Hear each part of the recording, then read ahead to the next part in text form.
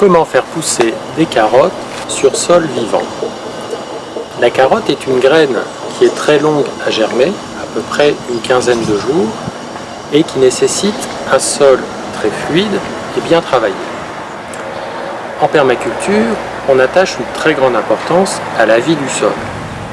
Et pour préserver la vie du sol, pour ne pas la perturber, on maintient le sol couvert en permanence par un paillage, par des déchets de tonte, déchets de taille, par des branchages ou par des végétaux vivants, des engrais verts ou simplement les adventices. Alors dans ces conditions, comment réussir ces plantations de carottes? Donc une technique pour travailler sur sol vivant. Donc le sol est paillé en permanence et réaliser un semis de carottes, c'est pas évident dans ces conditions-là. Donc la technique, c'est de semer les carottes dans une gouttière qu'on va pouvoir ensuite faire glisser sur le sol. Et donc c'est une manière de repiquer des carottes qui est normalement un légume qui ne se repique pas et qui se sème directement en place. Donc ici on a un sol qui n'a pas du tout été travaillé. Et donc le sol est dur, mais dès qu'on le retourne, on s'aperçoit en fait qu'il est plein de microporosité, il est plein de radicelles. Donc en fait c'est un sol qui est néanmoins perméable à l'eau et aux racines des plantes. C'est un sol qui garde son humidité, ses nutriments et qui reste friable malgré qu'il n'ait pas été labouré et travaillé précédemment. Donc l'idée c'est de travailler le sol à minima. On va simplement travailler la zone où on doit mettre les carottes de manière à ce que les racines puissent descendre, mais en évitant de trop perturber l'espace qui se trouve à proximité, de manière à laisser toute la vie du sol, le mycélium des plantes, les radicelles, toute la structure microporeuse du sol, on va essayer de la perturber au minimum. Donc on va préparer une tranchée de manière ensuite y intégrer nos carottes. Donc là on est en plein mois de juillet, ça fait quasiment un mois qu'il n'y a pas plu. Et on a un sol qui est dur mais qui est quand même assez friable et qui se laisse travailler assez facilement. Si on avait laissé un sol muscle et séché au soleil, on aurait une véritable croûte de béton qui serait beaucoup plus difficile à travailler. Donc le fait de faire ça, en fait, on s'aperçoit que le sol il se creuse sans qu'on n'enlève rien.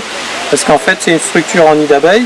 Et donc rien que le fait de supprimer, de défondrer quelque part les galeries des organismes qui vivent dans le sol, c'est là qu'on se rend compte que le sol est poreux parce que dès qu'on travaille, il se tasse. Voilà, donc là j'ai ameubli simplement la zone où on va repiquer. Mais le sol a gardé toute sa structure à droite et à gauche. Alors plutôt que d'arroser sur les plantules, on inonde la gouttière avant pour bien amener de l'eau dans le sol qui servira de réserve à la plante ensuite.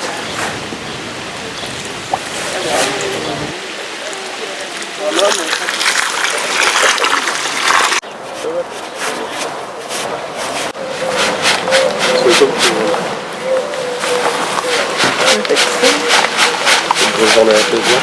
Ah, c'est mieux là.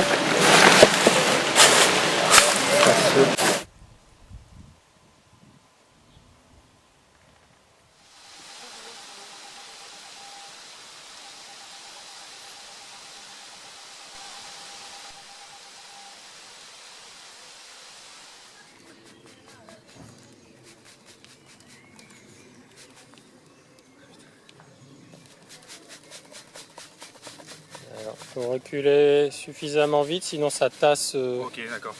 Il faut avoir la bonne vitesse. Il faut un peu faire vibrer la planche et puis ensuite avancer, essayer d'avancer au même rythme. C'est vrai que quelquefois il faut un qui guide et un qui observe et un qui fait parce qu'on ne voit pas bien forcément la progression pendant le moment où on le met.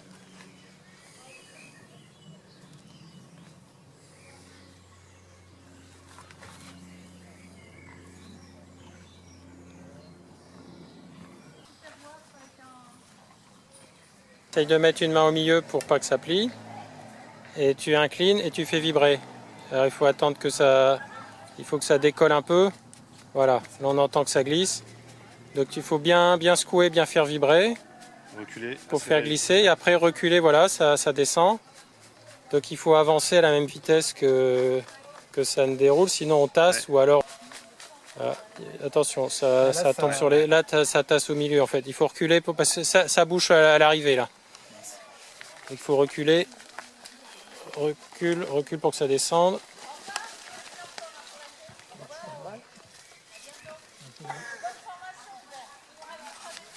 Merci. Là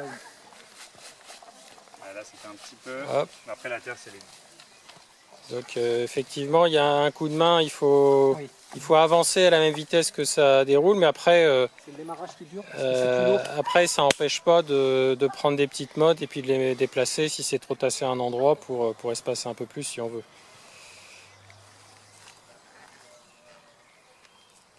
Il en reste un bout. Donc, à la...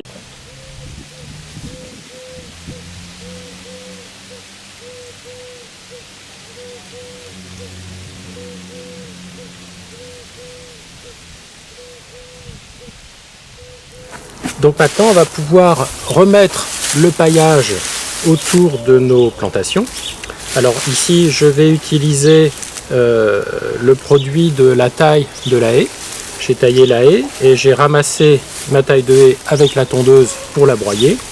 Et donc on a là un mélange de feuilles et de branchages. Donc il faut savoir que tous les résidus légers d'herbes, de feuilles ont un rapport important en azote et vont être dégradés par les bactéries pour nourrir les plantes. On appelle ça la minéralisation primaire. Tandis que les résidus plus carbonés, les résidus de bois riches en lignine, vont être dégradés par les champignons, donc par le mycélium, pour produire de l'humus. Donc avec les feuilles, on va nourrir les plantes et avec les branches, on va nourrir le sol. Et c'est ce qui va permettre d'améliorer sa structure et sa capacité à accueillir nos plantes.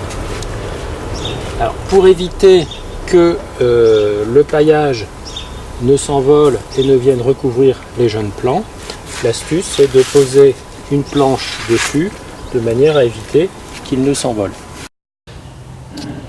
Voilà nos petits plants de carottes qui ont été repiqués il y a quelques jours. Donc la reprise s'annonce bien.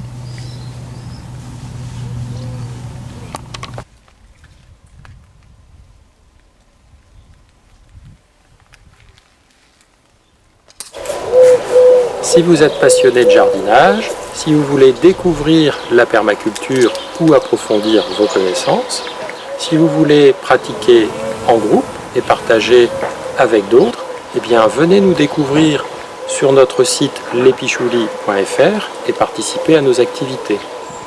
Notre association est basée à Goncourt, près de Lille, dans le Nord.